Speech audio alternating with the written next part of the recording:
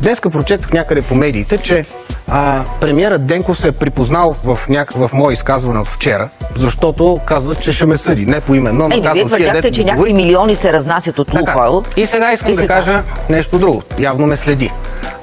Участията ми следи. Искам да кажа, че ако вторник отидем аз и вие и всеки български гражданин на бензиностанцията и ни попитат, искате ли държавната отстъпка от 73 стотинки, аз ще отида лично и ще се извиня на премиера Денков за всичко, което съм казал, и той ще има право да ме съди.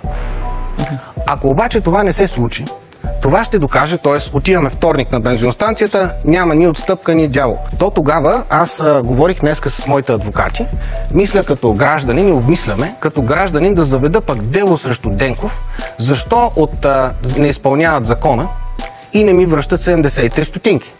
И като напишем тази жалба от частен характер, доколкото разбрах, срещу гражданина Добрев срещу премиера Денков в качеството му на физическо лице и на представител на Министерски съвет.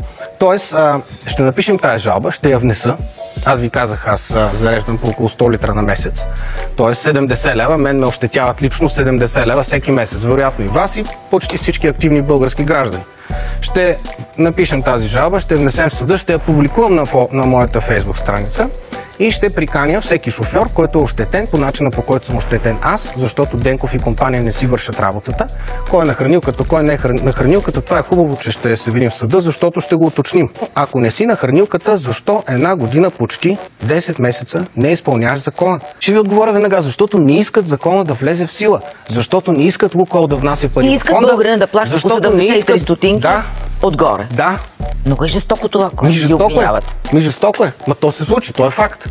Нещо грешно ли казвам? Не питам. Някой получил ли е 73 стотинки на бензиностанцията? Една стотинка не сме получили, не 73.